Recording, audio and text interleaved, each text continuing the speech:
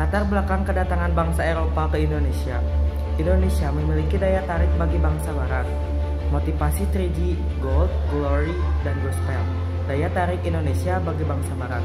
Ketika bangsa Eropa datang ke Indonesia, perdagangan di wilayah Indonesia sebenarnya telah terjadi, baik antar daerah hingga secara internasional. Selain beras, perdagangan antar wilayah meliputi rempah-rempah, perhiasan, dan kain. Motivasi 3G, Gold, Glory, and Gospel. Imperialisme dibagi dalam dua kategori, yaitu imperialisme kuno dan isme modern. Dalam imperialisme kuno, penguasaan daerah baru dimaksudkan untuk mendapatkan 3G, yaitu gold atau emas atau logam mulia, atau kekayaan bangsa, glory atau kejayaan bangsa, dan gospel atau penyebaran ajaran Injil. Adapun imperialisme modern berlangsung secara revolusi industri di Inggris, dijalankan oleh negara-negara Eropa dengan setidaknya 3 tujuan berikut. A. Mendapatkan daerah pemasaran hasil industri. B. Mendapatkan daerah penghasil bahan mentah atau bahan baku. C. Mendapatkan daerah penanaman modal.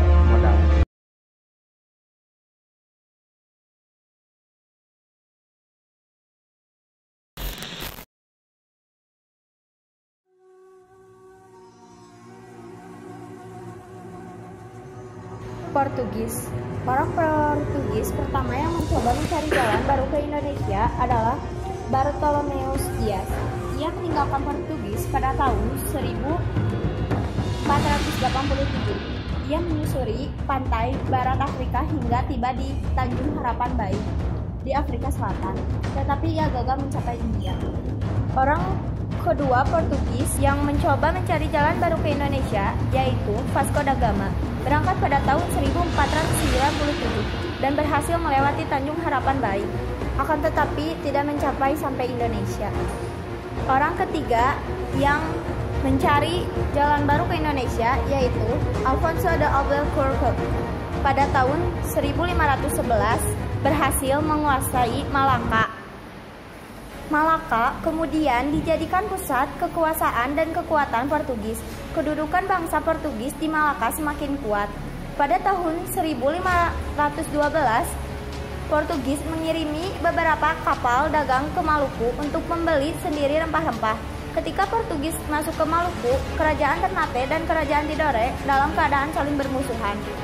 Raja Ternate meminta Portugis untuk membantu berperang melawan Tidore. Portugis sanggup membantu Ternate dengan syarat Portugis diperbolehkan menjalankan monopoli perdagangan. Artinya, hanya Portugis yang berhak membeli rempah-rempah dari kerajaan Ternate. Harga telah ditentukan Portugis. Akibatnya, kerajaan Ternate kehilangan kebebasan menjual rempah-rempah ke pedagang lain yang lebih tinggi harganya. Kebencian rakyat Ternate mulai muncul. Atas seruan Sultan Ternate, rakyat Ternate bangkit melawan Portugis. Pada masa Sultan Hairun, rakyat Ternate juga mengadakan perlawanan kepada Portugis. Setelah melewati perang yang melelahkan, pada tahun 1565 diadakan perundingan damai. Pada tahun 1570, Sultan Hairun diundang Portugis. Undangan itu rupanya taktik Portugis untuk membunuh Sultan Hairun.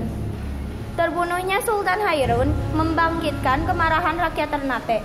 Dipimpin oleh Sultan Babulo, putra Sultan Hairun, rakyat Ternate mengadakan perlawanan terhadap Portugis.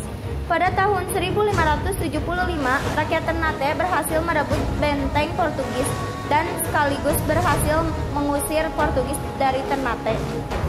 Pada tahun 1532, gubernur Portugis di Malaka, Alfonso de Albuquerque, mengutus Henrique untuk menemui Raja Samiam, Raja Sunda yang belum ditaklukkan Demak. Kedatangan utusan Portugis ini disambut baik.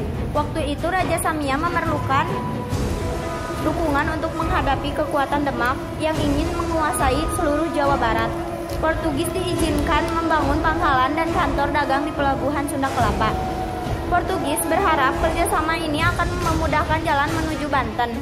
Akan tetapi, maksud Portugis itu tidak tercapai. Dengan cepat, tentara Demak di bawah pimpinan Fathahillah dapat menguasai Banten. Bahkan, akhirnya Portugis dapat diusir dari Sunda Kelapa. Portugis dimusuhi hampir di semua daerah karena sikapnya yang tamak, licik, dan kasar. Di Sumatera, Portugis tidak bisa menandingi kekuatan kerajaan Aceh. Di Jawa, karena pengaruh kerajaan Demak yang begitu kuat, Portugis hanya dapat diterima di Pasuruan dan Belambangan. Di Ternate, Portugis semakin terdesak oleh perlawanan rakyat Ternate. Akhirnya, Portugis memutuskan mengalihkan kegiatannya ke daerah Nusa Tenggara. Pangkalan pusat yang mereka pilih adalah Timor Timur. Setelah Belanda datang dan merebut Malaka pada tahun 1614, kedudukan Portugis semakin lama semakin terdesak. Spanyol pertama kali tiba di Indonesia adalah di Maluku pada tanggal 8 November 1512. Tujuan utama kedatangannya adalah untuk membeli rempah-rempah. Mereka datang melalui Filipina dan Kalimantan Utara menuju Tidore, Bacan, dan Jailolo. Setelah memasuki pelabuhan Tidore atau Seram, mereka diterima dengan sangat ramah oleh Raja Tidore. Alasannya, Raja Tidore mengharapkan Spanyol mau membantu mereka dalam peperangan melawan Ternate yang ternyata dibantu Portugis. Terjadilah kerjasama yang erat antara Spanyol dan Raja Tidore. Namun, kerjasama ini lebih menguntungkan Spanyol. Kedatangan Spanyol akan mengancam Portugis dalam memonopoli perdagangan rempah-rempah. Oleh karena itu, Portugis merencanakan penyerbuan terhadap Spanyol. Pada tahun 1529, Portugis bersama sekutunya, Ternate dan Bacan, berhasil mengalahkan Tidore dan Spanyol. Spanyol tidak lama berdagang di Maluku. Kapal-kapal Spanyol berlayar di Maluku hanya sampai tahun 1534. Ketika kekuatan Portugis telah mundur, sekitar awal abad ke-17, kapal Spanyol mulai berlayar kembali di perairan Maluku. Inggris. Sejak abad ke-17, pedagang-pedagang Inggris sudah berdagang sampai ke India. Bahkan, pedagang-pedagang Inggris juga mempunyai kongsi dagang di India Timur, namanya EIC. Pusat kekuasaan EIC berada di Kalkuta, India. Dari kota inilah Inggris meluaskan wilayahnya ke Asia Tenggara. Gubernur Jenderal Lord Minto yang berkedudukan di Kalkuta, India, mengirim pasukan Inggris untuk merebut kekuasaan Belanda yang ada di Indonesia. Tahun 1786, Inggris berhasil menduduki Pulau Pinang dan menempatkan Thomas Stamford Raffles sebagai penguasa di Pulau Pinang. Pada tahun 1811, pasukan Inggris yang dipimpin oleh Raffles mendarat di Batavia dan melakukan penyerangan terhadap Belanda. Pasukan Belanda yang dipimpin oleh Jenderal Johnson berhasil dikalahkan dan menyerah pada Inggris di Tuntang, dekat Salatiga, Jawa Tengah. Jenderal Johnson terpaksa menandatangani penyerahan kekuasaan kepada Inggris dalam Perjanjian Tuntang pada tahun 1811. Sejak penandatanganan Perjanjian Tuntang tersebut, kedudukan Belanda di Indonesia digantikan oleh Inggris. Inggris menunjuk Gubernur Jenderal Thomas Stamford Raffles sebagai kepala pemerintah dan berkedudukan di Batavia. Raffles menerapkan sistem sewa tanah dan pemungutan pajak. Para petani yang menggarap tanah harus membayar sewa pajak kepada pemerintah. Raffles segera pulang ke Inggris setelah Napoleon menderita kekalahan dalam sebuah perang besar. Menurut Perjanjian London 1815, kekuasaan Inggris atas Indonesia harus diserahkan kembali kepada Belanda. Kedatangan Belanda di Indonesia. 1. Belanda mendarat di Banten. Pada tahun 1595, Belanda mengirimkan pasukan yang dipimpin oleh Cornelis de Houtman dan Pieter Keizer. Tujuan utama ialah membeli rempah-rempah dari tempat asalnya. Mula-mula, mereka mencari jalan melalui Kutub Utara, tetapi usaha ini tidak berhasil. Kemudian mereka menempuh jalan lain yakni melalui Tanjung Harapan. Setelah berlayar selama 14 bulan, akhirnya tanggal 22 Juni 1596, armada Belanda berhasil mendarat di Banten. Kedatangan Belanda dianggap akan dapat meningkatkan keuntungan perdagangan. Belanda mula-mula menunjukkan sikap bersahabat, Kemudian Belanda melakukan perjanjian dagang dengan Banten. Tetapi akhirnya Belanda memperlihatkan keserakahannya dan bersikap kasar. Tindakan itu menyebabkan mereka dimusuhi dan diusir dari Banten. Armada Belanda yang pertama tersebut menderita kerugian besar. Meskipun armada Belanda tersebut menderita kerugian, kedatangan mereka di Belanda disambut gembira. Mereka sudah menemukan jalan laut menuju Indonesia. Sebab ternyata selang beberapa tahun kemudian mereka memang kembali berlayar ke Indonesia. VOC resmi didirikan pada tahun 1598. Belanda tiba untuk kedua kalinya di Banten. Armada ini dipimpin oleh Van Neck serta disusul armada lain yang dipimpin oleh Wardwijk. Kehadiran mereka yang kedua itu telah membawa keuntungan yang besar. Orang-orang Belanda berlomba-lomba datang ke Indonesia. Persaingan di antara mereka sendiri tidak dapat dihindari. Persaingan ini sudah tentu merugikan diri sendiri. Untuk mengatasi masalah itu, mereka membentuk Persatuan Kongsi Dagang. Persatuan Dagang Belanda tersebut didirikan tanggal 20 Maret 1602. Namanya ialah Verenigde Oost-Indische Compagnie atau disingkat VOC, yang artinya Persekutuan Dagang Hindia Timur. Bangsa Indonesia menyebutnya Kompeni Belanda. Untuk mewakili kongsi itu, awalnya VOC menunjukkan sikap bersahabat terhadap penguasa-penguasa pribumi, sehingga hubungan mereka baik, lebih-lebih dalam menghadapi saingannya, yaitu Portugis. Pangkalan pertama VOC bertempat di Ternate. Gubernur Jenderal VOC pada waktu itu adalah Pieter Both. VOC kemudian melakukan monopoli perdagangan rempah-rempah. Artinya, Indonesia hanya boleh berdagang dengan VOC dengan harga yang telah ditentukan oleh VOC. Cara perdagangan seperti ini tentu saja sangat merugikan Indonesia. Pada tahun 1619, kota ini dapat dikuasai dan diganti namanya menjadi Batavia. Sejak VOC bermarkas di Batavia, mulailah penjajahan Belanda di Indonesia. Pada tahun 1628 dan 1629, Mataram melancarkan serangan secara besar-besaran terhadap VOC di Batavia. Sultan Agung mengirimkan ribuan prajurit untuk menggempur Batavia dan darat dan laut. VOC banyak menderita kerugian akibat serangan tersebut. Perlawanan terhadap VOC juga di daerah-daerah lain, yakni di Sulawesi Selatan, di bawah pimpinan Sultan Hasanuddin di Pasuruan atau Jawa Timur, di bawah pimpinan Untung Surapati. Sultan Ageng Tirtayasa dari Banten juga mengorbankan perang melawan VOC. Walaupun VOC mendapatkan tentangan dan perlawanan, mereka pada akhirnya dapat menguasai kerajaan-kerajaan di Indonesia. Belanda dengan mudah dapat menguasai kerajaan-kerajaan dengan cara mengadu domba.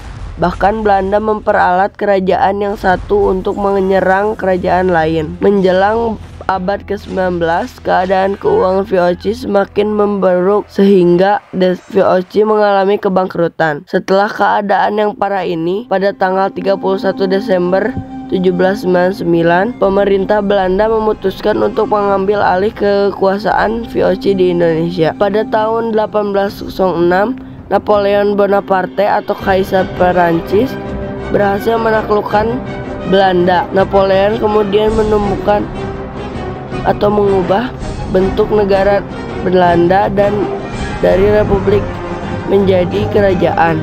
2. Inggris menguasai daerah jajahan Belanda. Pada tahun 1811, Inggris berhasil mengalahkan Belanda di area Tungtang atau dekat Salatiga, Jawa Tengah.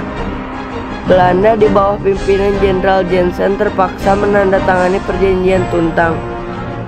Sejak itulah kedudukan Belanda di Indonesia diganti oleh Inggris. 3. Kembalinya kekuasaan Belanda. Kedatangan Belanda ke Indonesia tidak mengalami sambutan yang baik. Beberapa daerah melakukan perlawanan. Karena pada saat itu perlawanan belum serempak, kita tidak dapat membendung kembali Belanda ke Indonesia. Belanda menunjuk Van der Capellen Sebagai Gubernur Jenderal, Van der Capellen mempertahankan monopoli perdagangan dan kerja paksa. Penindasan yang diakibatkan tindakan Van der Capellen menimbulkan perlawanan di mana-mana bagi Belanda.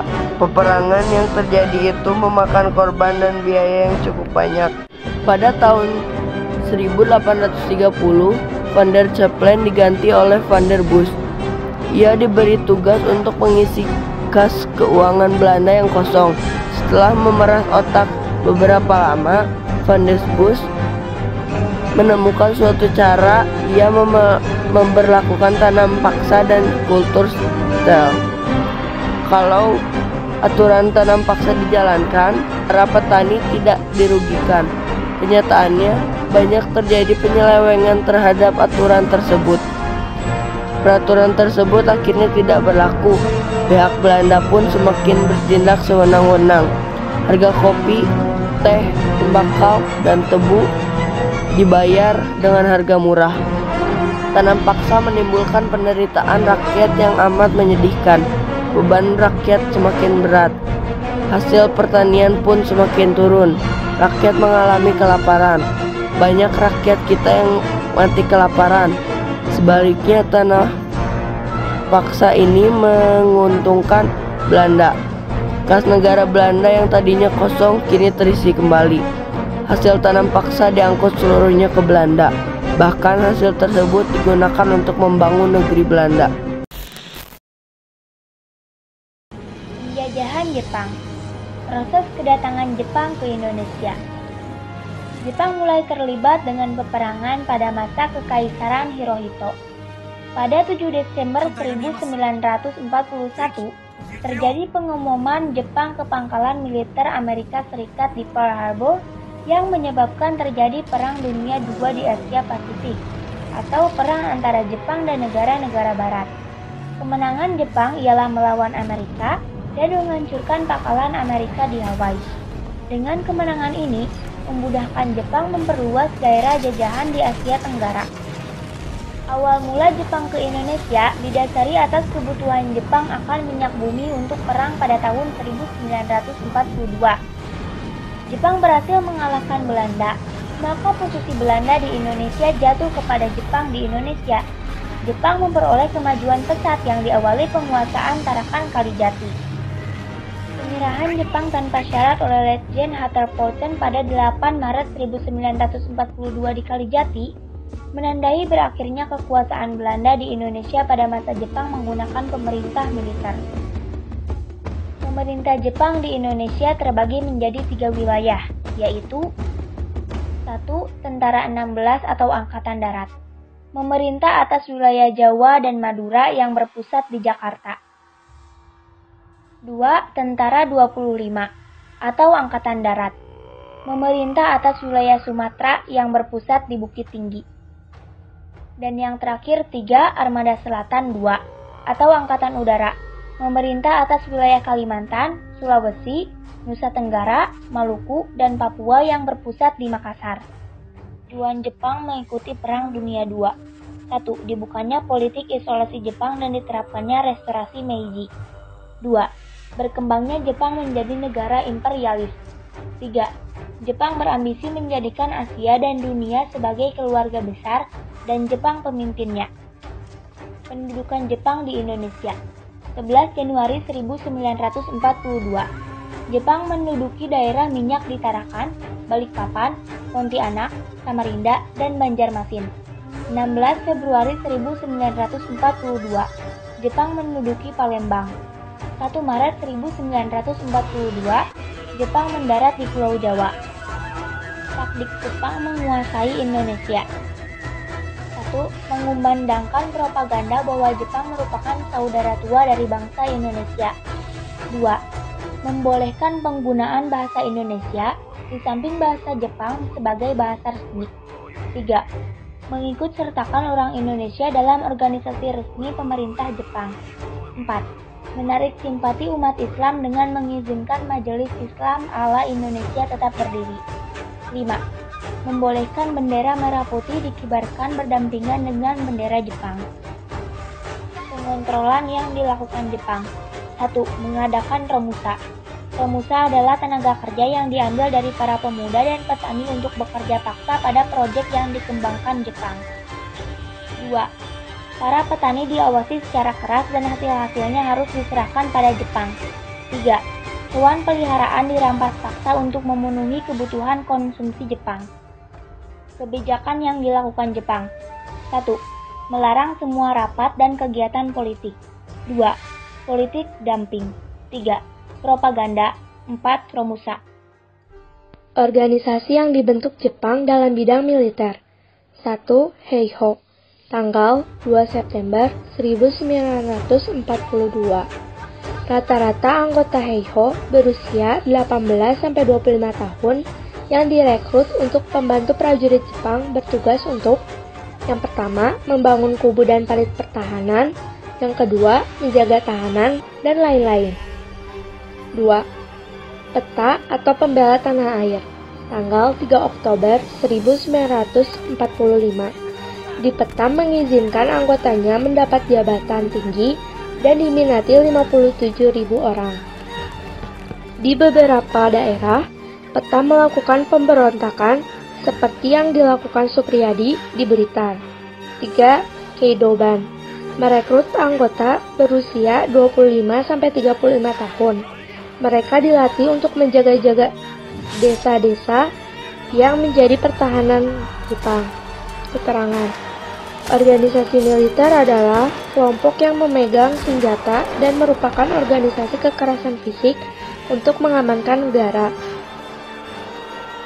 Organisasi semi-militer yang dibentuk Jepang. 1. Seinendan atau Barisan Pemuda. Dibentuk pada 9 Maret 1943, beranggotakan yang berumur 14-22 tahun. Tujuannya untuk mendidik dan melatih pemuda agar mempertahankan tanah air. 2. Fujinkai atau Himpunan Wanita. Dibentuk pada Agustus 1943, anggotanya wanita usia 15 tahun ke atas. 3. Shuishintai atau Barisan Pelopor. Dibentuk pada 14 September 1944 yang bertujuan untuk meningkatkan kesiapsiagaan perlawanan rakyat Indonesia pada masa penjajahan Jepang. 1. Perlawanan Aceh. Pada 10 November 1942, terjadi penyerangan terhadap Jepang di Chat Klieng. Serangan 2 kali Jepang menaklukkan Chat Klieng berhasil digagalkan oleh rakyat Aceh yang berhasil memundurkan Jepang ke Lak Seumawe. Tetapi, pada serangan ketiga, Jepang berhasil dan Tengku Abdul Jalil gugur saat beribadah. 2. Perlawanan di Singaparna, Tasikmalaya. Pada saat itu, rakyat Singaparna dipaksa mengikuti upacara Seikerei atau upacara penghormatan kepada Kekaisaran Jepang dengan membungkuk ke arah timur atau matahari terbit, sehingga rakyat merasa dipermalukan. Pada Februari 1944, perlawanan dilakukan yang dipimpin oleh Kiai Zainal Mustafa. Tetapi Jepang berhasil menangkap Kiai Zainal Mustafa pada 25 Oktober 1944 dan beliau dihukum mati. 3. Perlawanan Indramayu. Pemberontakan terjadi pada bulan April 1944 di Desa Kaplongan dan pada 30 Juli 1944 di Desa Adenpet. 4. Perlawanan di Blitar atau pemberontakan peta. Pada 14 Februari 1945 terjadi pemberontakan peta di Blitar dengan pimpinan Supriyadi yang merupakan pemberontakan terbesar pada masa penjajahan Jepang. Aspek-aspek kehidupan pada masa penjajahan Jepang. Yang pertama ada aspek sosial. Pemerintahan Jepang saat itu mencetuskan kebijakan tenaga kerja Romusa. Mungkin kamu sudah sering dengar kalau Romusa adalah sistem kerja yang paling kejam selama bangsa Indonesia ini dijajah. Yang kedua ada aspek budaya. Pemerintahan Jepang pernah mencoba menerapkan kebudayaan memberi hormat ke arah matahari terbit kepada rakyat Indonesia.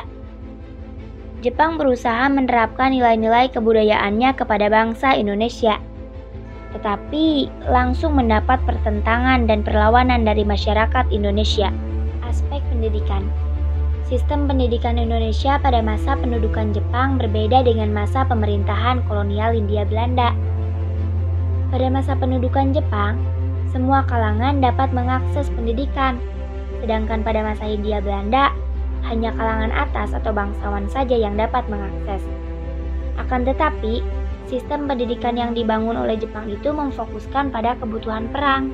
Meskipun akhirnya pendidikan dapat diakses oleh semua kalangan, tetapi secara jumlah sekolahnya menurun sangat drastis. Dari semulanya 21.500 menjadi 13.500. Aspek ekonomi. Sewaktu Indonesia masih di bawah penjajahan Jepang, sistem ekonomi yang diterapkan adalah sistem ekonomi perang. Saat itu, Jepang merasa penting untuk menguasai sumber-sumber bahan mentah dari berbagai wilayah Indonesia. Tujuan Jepang melakukan itu untuk menghadapi Perang Asia Timur Raya. Yang terakhir ada aspek politik dan militer. Pada masa pendudukan Jepang, pemerintah Jepang selalu mengajak bekerja sama golongan-golongan nasionalis. Hal ini jelas berbeda dibandingkan pada masa pemerintahan Hindia Belanda. Saat itu, golongan nasionalis selalu dicurigai. Golongan nasionalis mau bekerja sama dengan pemerintahan Jepang karena Jepang banyak membebaskan pemimpin nasional Indonesia dari penjara, seperti Insinyur Soekarno, Muhammad Hatta, dan juga Sultan Syahrir.